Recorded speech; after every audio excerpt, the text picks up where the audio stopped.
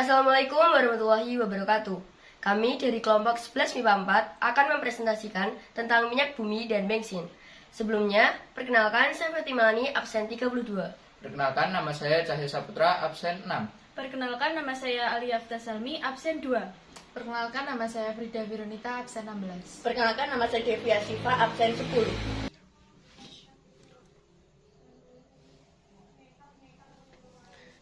Minyak bumi dan bensin.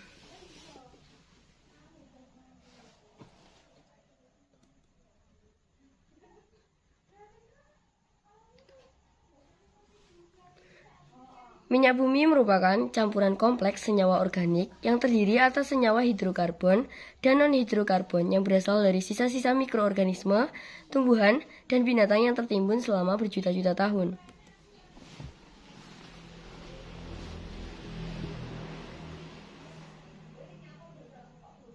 Asal dari minyak bumi.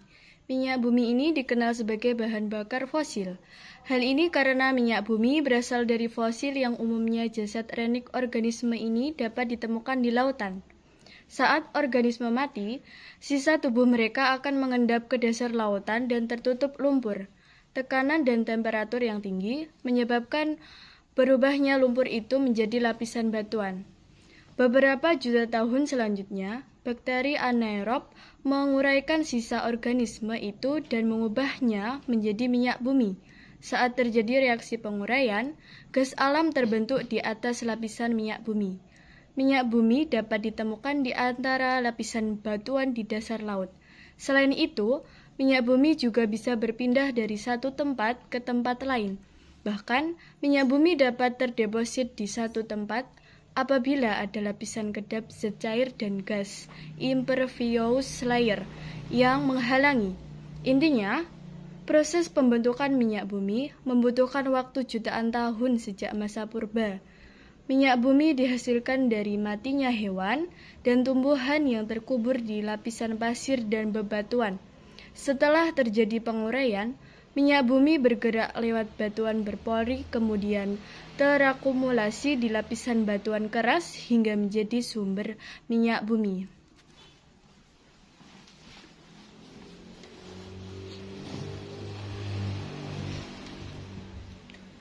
Komposisi minyak bumi.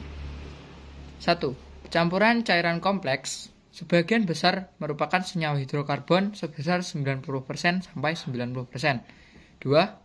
Hidrokarbon utama dalam minyak bumi yaitu alkana, sisanya terdapat sikloalkana, alkena, alkuna, dan senyawa aromatik. 3. Selain hidrokarbon, terdapat kandungan senyawa karbon lainnya yaitu oksigen, belerang, serta nitrogen. 4. Umumnya pada gas alam sebagian besar merupakan alkana. Suku rendah antara C1 sampai C4 dan metana merupakan komponen utama. 5. Terdapat gas lain termasuk CO2, O2, N2, H2, S, bahkan jumlah gas mulia misalnya helium, namun jumlah gas-gas ini sangat sedikit.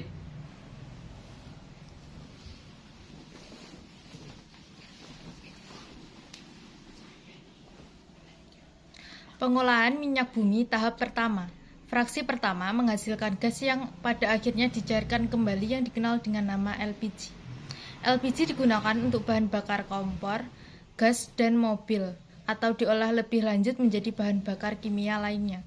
Fraksi kedua disebut nafta atau gas bumi. Nafta tidak dapat langsung digunakan, tetapi diolah lebih lanjut pada tahap kedua menjadi bensin atau premium, atau bahan petrokimia yang lain. Nafta sering disebut juga sebagai bensin berat. Fraksi ketiga atau fraksi tengah selanjutnya dibuat menjadi kerosin atau minyak tanah dan aftur atau bahan bakar pesawat jet. Fraksi keempat sering disebut solar yang digunakan sebagai bahan bakar mesin diesel. Fraksi kelima atau disebut juga residu yang berisi hidrokarbon rantai panjang dan dapat diolah lebih lanjut pada tahap kedua menjadi berbagai senyawa karbon lainnya, dan sisanya sebagai aspal dan lilin.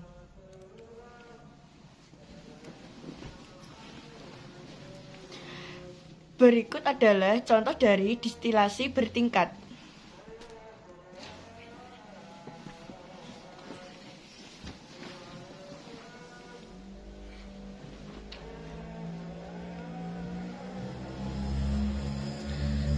Pengolahan minyak bumi tahap kedua.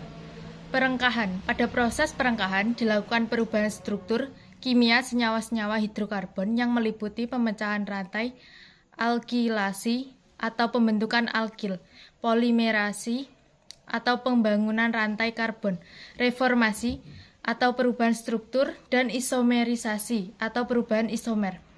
Proses ekstraksi, pembersihan produk dengan menggunakan pelarut sehingga didapatkan hasil lebih banyak dengan mutu lebih baik. Proses kristalasasi, proses pemisahan produk-produk meliputi perbedaan titik cairnya. Misalnya dari pemurnian solar melalui proses pendinginan, penekanan, dan penyaringan akan diperoleh produk sampingan lilin. Pembersihan dari kontaminasi. Pada proses pengolahan tahap pertama dan tahap kedua sering terjadi kontaminasi atau pengotoran. Kotoran-kotoran ini harus dibersihkan dengan cara menambahkan soda kaustik atau NaOH, tanah liat atau hidrogenasi.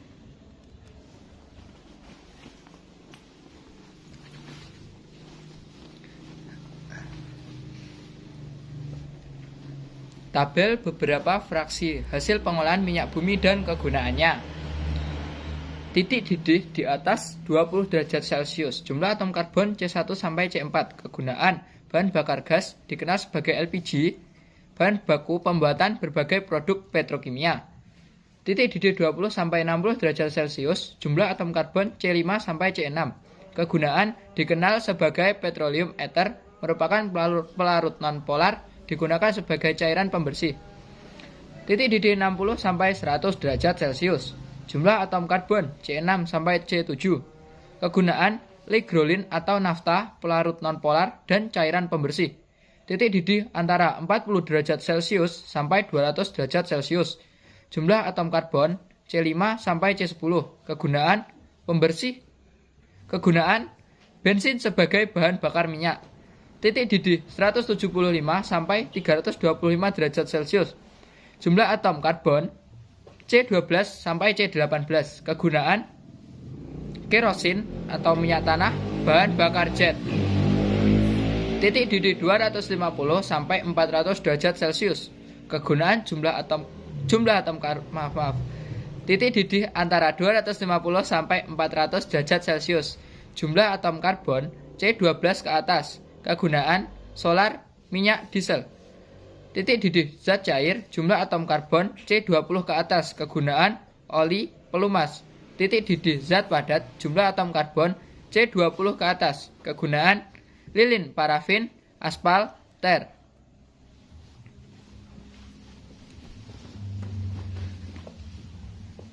Rangkuman berikut adalah hasil proses distilasi bertingkat. Yang pertama, ada fraksi pertama menghasilkan LPG. Yang kedua, fraksi kedua menghasilkan nafta. Fraksi ketiga menghasilkan kerosin dan aftur. Fraksi keempat menghasilkan solar. Dan yang terakhir, fraksi kelima menghasilkan residu.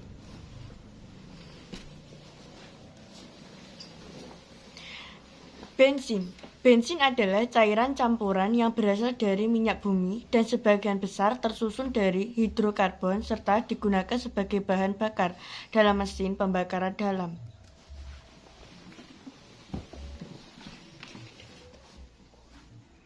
Kualitas bensin. Cara menentukan bilangan oktan pada bensin yaitu pengukuran pada kecepatan dan suhu tinggi, pengukuran pada sedang, pengukuran hidrokarbon murni. Cara meningkatkan bilangan oktan terdapat 5. Yang pertama, memperbanyak kadar isooktana. 2. Menambahkan zat adiktif ke dalam bensin etanol. 3. Perengkahan termal yang menghasilkan heksana. 4. Reforming. 5. Polimerisasi.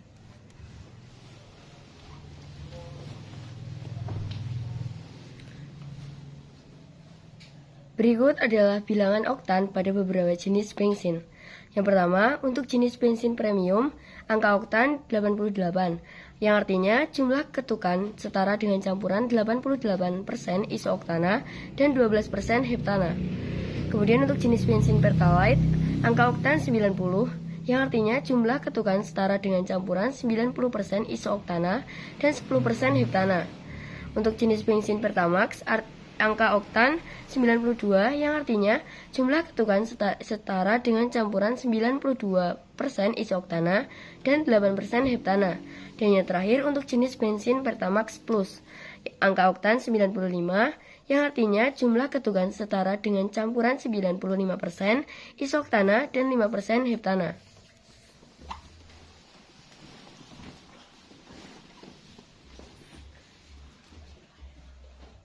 Dampak pembakaran bahan bakar. Jenis CO, karakteristik tidak berwarna, tidak berbau, tidak berasa, tidak menimbulkan iritasi. Sifat mudah mengikat Hb dengan kemampuan 240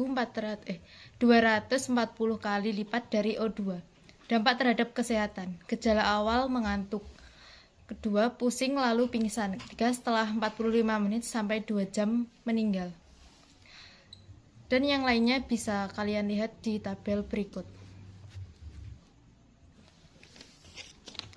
Jenis PB, karakteristik ukuran partikel,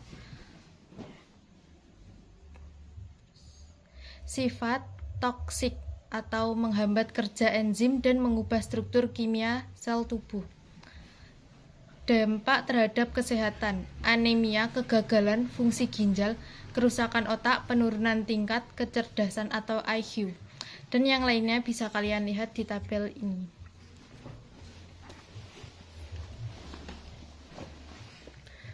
Sekian presentasi dari kelompok saya. Bila ada salah kata mohon dimaafkan. Saya mewakili kelompok saya mengucapkan terima kasih banyak dan mohon maaf yang sebesar-besarnya. Wassalamualaikum warahmatullahi wabarakatuh.